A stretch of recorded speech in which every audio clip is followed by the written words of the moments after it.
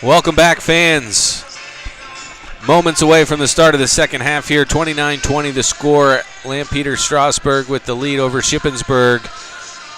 Warren, great first half for the shooters on LS. Right. And that's why they have a 9-point lead. If you're Shippenburg in the locker room, what's Coach Ray Stavers telling his team? He's got issues on both ends of the court right now. Down here on the offensive end, they don't have enough movement against the matchup zone. There's no confusion on LS. Plus, they know where Smith is, so they're going to double, triple him up. Somebody else has to come through that zone or rotate on a second cutter or something like that to get an open shot, and maybe some interior screening for them to get somebody open. But they have an issue on the offensive end because they've slowed down. They're not getting many good looks. On the defensive end, they're just losing shooters. Yeah. When LS comes down and works it around, they haven't solved the fade screen. LS runs a fade screen, and they're going underneath the fade screen, and every time you go underneath, the three-point shooter is going to be open. So they're going to have to trail on the fade screen. I don't know if they're going to make that adjustment, but they went to a 1-3-1 trap the last possession or so of the first half, and LS bombed threes on that. So they've got some. I'm anxious to see what kind of adjustments he makes. LS just playing their game. I mean, Eddie Berryman played at York Catholic in the glory days of York Catholic when they switched every pick and fronted every post guy. And that matchup zone is a little bit, that's what they sort of do in the matchup zone. And he does a great job of taking the big guy out of the ball game. As Isaiah Perito, he has three-point shots that he's made, and then Berkeley Wagner, he's got three for himself as well. So Shippenburg starts out with the basketball here out of halftime. Inside right away to the big man. So there was their adjustment right there. They started Smith out. He down screened. They threw it to that side, and then he sealed up on the down screen. It worked perfectly. So Coach Staver, he had an answer that possession. Now LS, Ty Burton, he has 7 for the Pioneers. Now open. Now they have it over to Burton again. Nice pass by Burton. And see, that's what makes him such a great player. He came in there off the screen, and he found the open man for an assist layup. He has been distributing that basketball very well tonight for the Pioneers as Thomas, an errant pass, looking for Cater. Yep, and, Cater has been open out there in the corner, and after he missed a couple shots in the first half, he's been a little bit gun-shy for putting that up because the last time he touched it, he was open out there. Yeah, a few times on the offensive end. He had 4 or 5 feet between him and the defender and was looking for a pass. There's Burt now with it. Mahalik covers him. 3-point shot. Yep. Wagner, no good. Cater the rebound. That was typical LS offensive possession where Varney penetrated and found the open 3-point shooter. There's Statham. Nice steal by Perito. Yep. They're just really doing a nice job of guarding the basket. And then Wagner left all alone. A defensive blunder there for the Greyhounds. They just didn't get back and locate the ball, and LS took advantage of it. And Berkeley Wagner, who's a great athlete, used his explosiveness to get to the rim.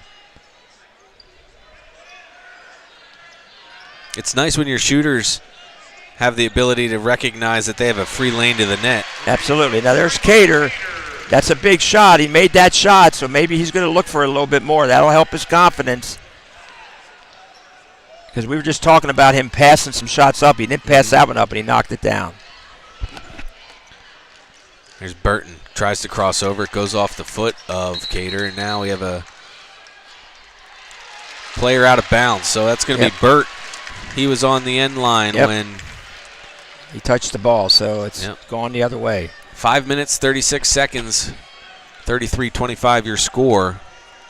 4 timeouts for the Pioneers, 3 for the Greyhounds. Statham with it now.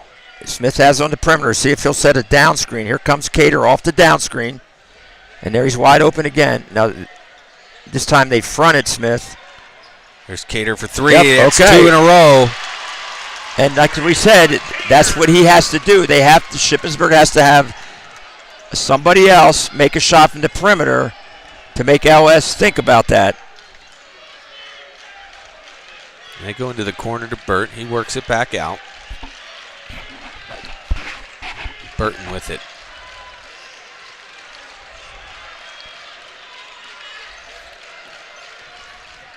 And now Wagner drives again, and he just challenged the big guy, huh?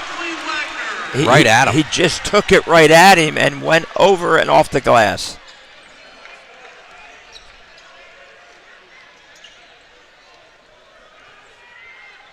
There's Statham, picks up his dribble. Now Thomas with it.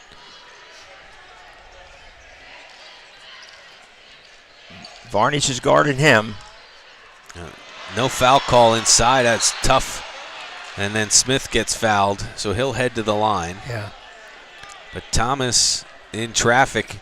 He ran right into those 3 guys that have been covering Anthony Smith all night. There definitely was a collision that first one, and they didn't make that call, but they made this call the second time. But the first one, you have to call something, I think. It's either a charge or a block or something. There was just too much contact that time.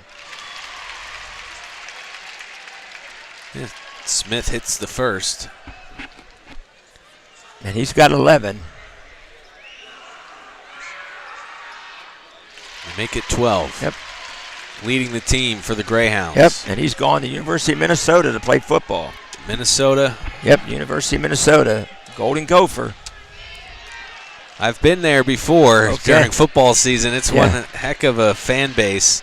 So he'll have a lot of fun up there in Minnesota outside of the weather. But Burton has this one now. He pulls up for the jumper and hits it. Well, that play again. Varnish, hustle from behind, tipped it loose. Burton gets it. He's deadly on that medium jump shot. Here's Statham inside the paint. Now he gets it out to Cater. Cater drives. Can't finish it, but Smith has the rebound, goes back up, puts it in. And that's what he does, a really good effort by Smith. But see, when you get to the rim, when Cater got to the rim, he did his job. That opens up offensive rebounding because the defense flattens out. That pass thrown away by Ty Burton. A little too anxious that time.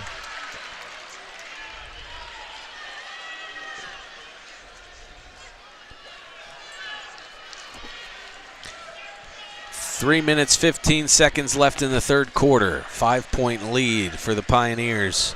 Greyhounds with the basketball. Mahalik gets it out to Statham, and he sets up a new play. And this matchup zone has done a good job of taking Statham out of being an offensive scorer. There's Thomas inside, fouled. He'll shoot 2. Okay, so the adjustments that Coach Stavers made at halftime, he's doing more down screening and getting some interior screening. He's also getting some opposite, some weak side post flashes. And when they get the ball in the post, they're attacking the basket.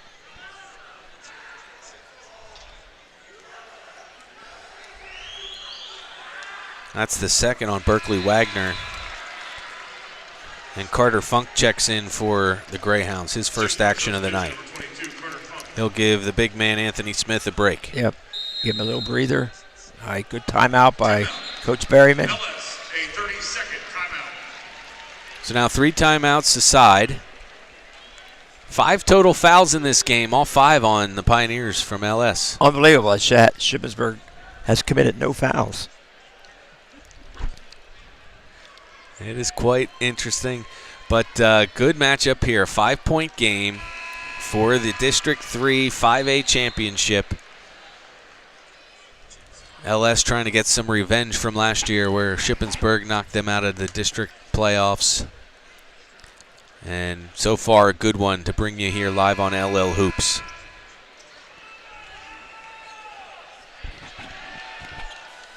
So far in the second half, you can see that Ship has made some adjustments against the matchup zone. They're a little bit more comfortable going against it now. They got some contributions from Cater, who's made a couple threes. They're getting the ball inside. They're getting to the foul line a little bit now. Mm-hmm.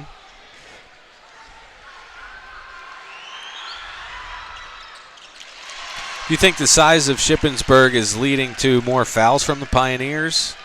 Oh, absolutely. At the basket, yeah. They're just trying to survive in there, so they got to use their body to push a little bit.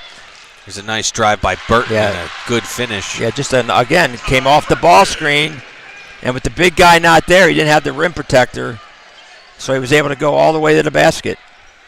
Burton now up to 11 points. And see, Burton can penetrate, and that's what you're so worried about, his penetration. Now he'll start popping some threes.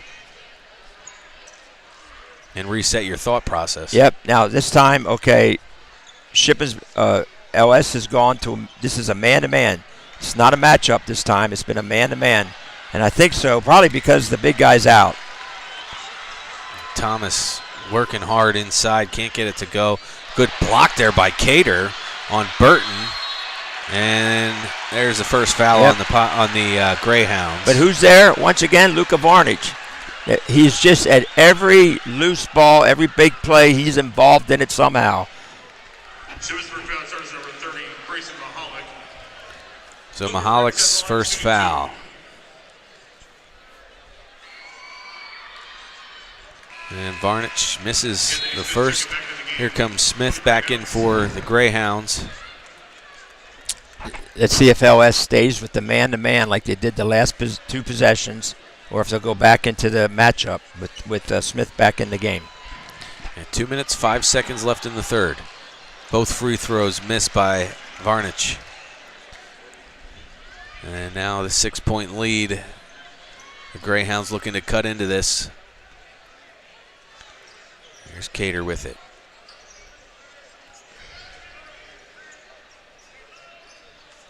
Thomas has been driving to start the offense here in the second half. Now Cater takes his crack at it. Smith has it off to Statham. There's Cater open. If Statham can get him the ball, he can't. Thomas has it. Good defense by Ty Burton. There's that time. Cater in rhythm for three. And he's been the answer in the second half, his ability to make the shots. And they're right back in the game, down just 3. Yeah, 3 3-point shots in this third quarter, and then there's Ben Wirt. Nice drive by Ben Wirt, who's a good shooter, but it's nice to see him go to the basket. Stolen away by Ty Burton. He turns on the Jets. The big man's running with him, but Burton finishes off the layup. On a reverse layup, he went underneath the rim and finished with his left hand because the big guy could not block the shot if he went under the rim like that. Unbelievable play by Burton. Good heads-up play by the sophomore. 45 seconds left in the third. Cater with it.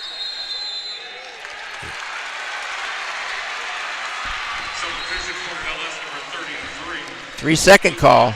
Yeah, 3 seconds inside there. Wagner's going to get a breather.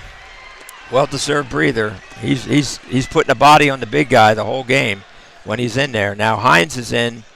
And he played well in the first half, Hines. Absolutely. He's a physical presence, knows his role. They try to go inside. Smith gets the hand in there. The ball's loose, still on the floor. Yep. And who picked it up? Varnich picked it up. And then Cater gets it ahead to Anthony Smith for the jam. 8 seconds. Yep. Ty Burton has it. Yep. Here's that little half-court trap here by Shippenburg. I don't think he realized how much time was on the clock. Nope. Definitely didn't. And then Perito hits the three-point shot after the buzzer. So we head to the fourth quarter, 43-38, a 5-point lead for the Pioneers of Lampeter Strasburg. And the final 8 minutes to determine the District 3 5A champion. 2 fouls for the Pioneers, 1 for the Greyhounds, 3 timeouts aside. This one's going to come down to the wire the way that it's going so far. Yeah, Shippenburg's got back in the groove a little bit. They've gotten some stops, and they figured it out a little bit on offense now. So, and they really haven't gotten Statham going tonight, but with the LS defense packing it in, he can't really get by people. And Burton's doing a good job on him. Yeah, for sure. Points 33 is Anthony Smith. He has 16 to pace the Greyhounds. And on the other side, Lampeter Strasburg, three-headed monster right now with Berkeley Wagner and Ty Burton with 13, and then you have Isaiah Perito with 11. And that's what they've been all year, though. That's really been the key for their success.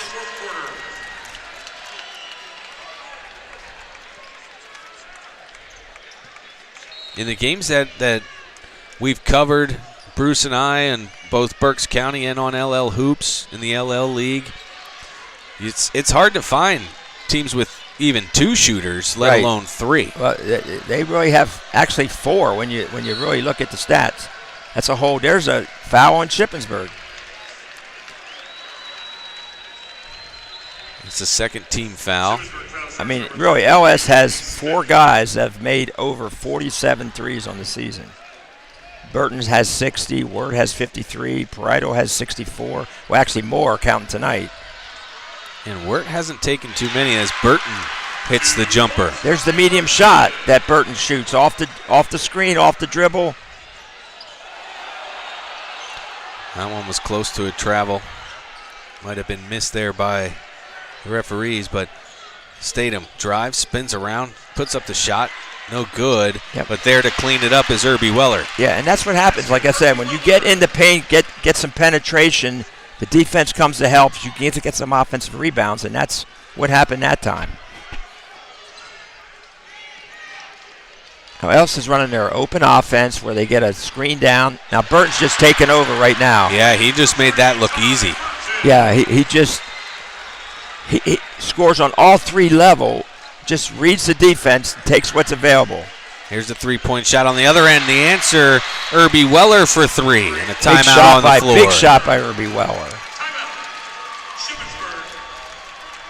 48-43 is the score. 6 minutes, 47 seconds left.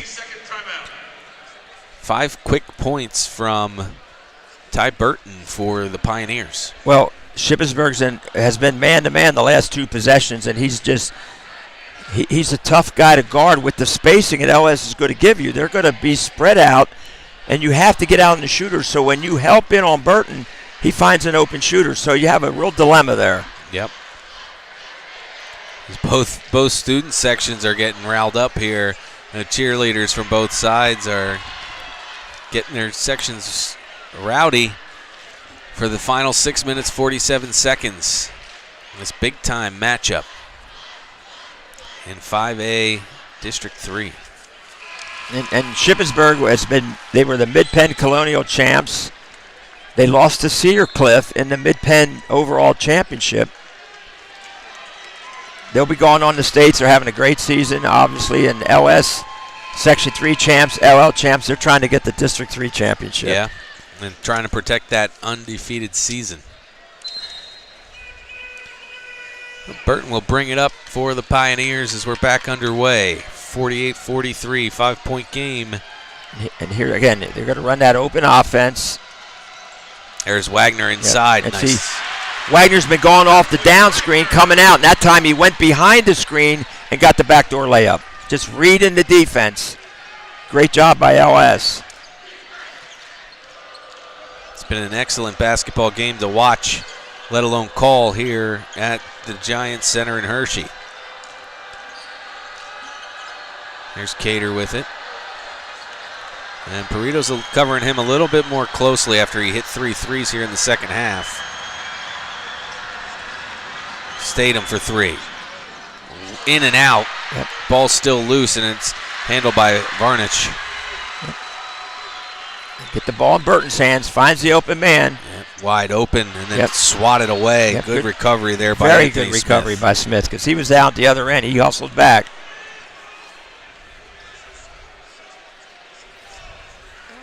Okay, out of bounds play for LS, a box set. They get it into Burton. Yep.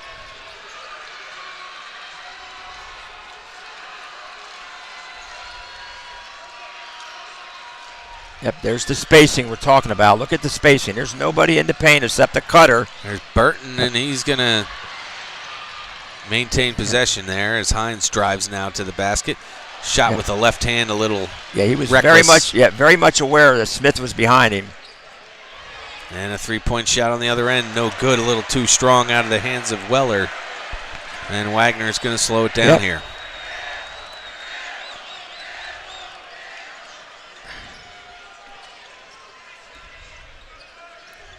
Good crisp ball movement by the Pioneers.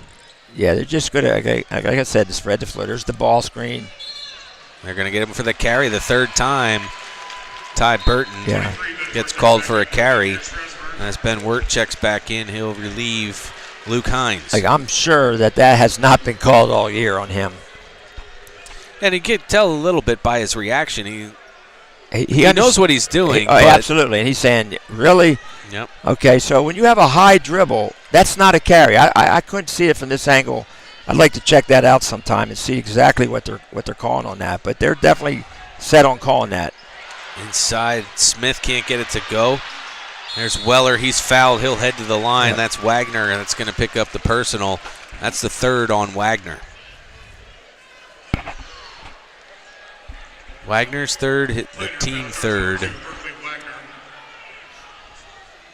4 minutes, 41 seconds to play. 7-point lead for LS. Let's see if Shippenburg goes into any kind of full court pressure on this make. See if they get in any kind of full court pressure or if they're going to rely on their half court trap.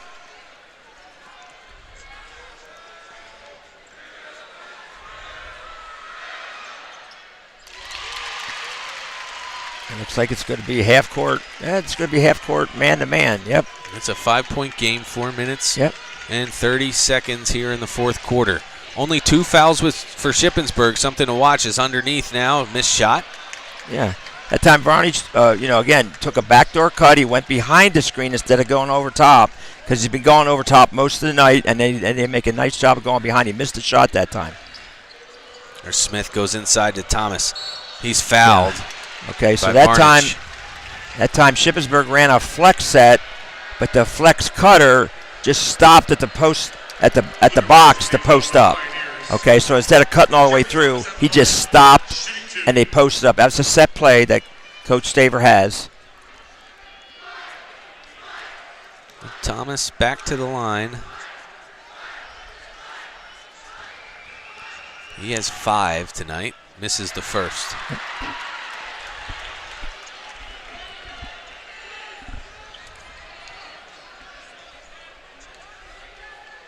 Again, these are big foul shots from here on out.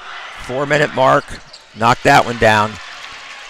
You got a full court game. Now here's a little full court man pressure. It's a little more of a token pressure, but Eddie's going to take, Berryman's going to take a full timeout. Good timeout. Yep, so timeout on the floor. 50-46 the score. 4 minutes, 11 seconds left to play. 2 fouls for Shippenburg, 4 fouls for LS, and 2 timeouts left for each side.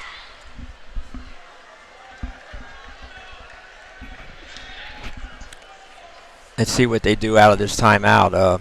I think Shippenburg is going to be committed to their man-to-man. I don't think they want to do a half-court trap, and I think LS handles the ball so well against that. We'll see what they do. As it gets quiet here during the timeouts. Yeah. As we get closer and closer to the end of the game, I expect the crowd to jump in here. Every play now becomes important on the outcome of this game. So you can sense the pressure sort of building, okay? And here go the fans right now on the student bodies.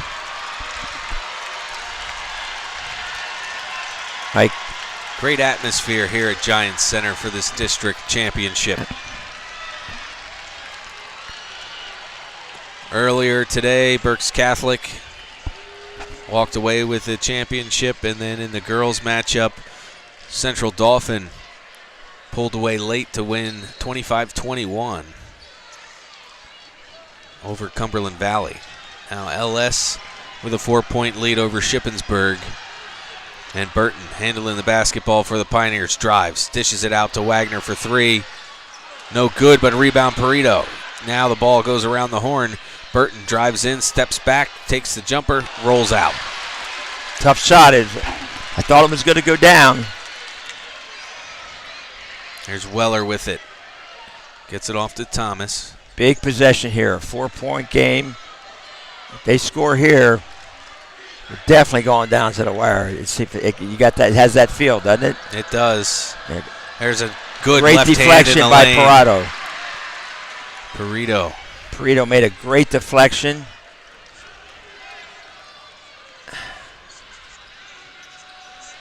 There's Wagner searching for his opportunity. Wow, what a great shot. Getting underneath the corner, shot block. A little scoop shot on the right hand, coming back. Just another heads-up play by one of the guards from LS. We saw it earlier with Burton and how he finished on a fast break with Smith barreling down behind him. And there's Perito for three, no good. Cater has the rebound. And that's the thing about LS. They're going to keep playing. They haven't taken any air out of the ball down there. And a blocking foul on Wagner. That's going to be foul number 4 on Wagner. He has 17 points, 4 fouls. Yeah, that's a big call.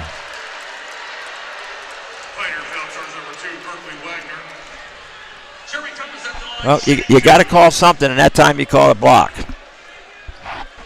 I'm sure Coach Berryman didn't like that call. It sends Thomas back to the line. And after making his first 2 free throws, he hasn't made one.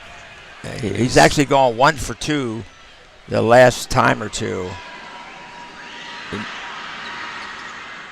missed them both. That's big of him. Wagner gets a rebound. Now I think LS will run.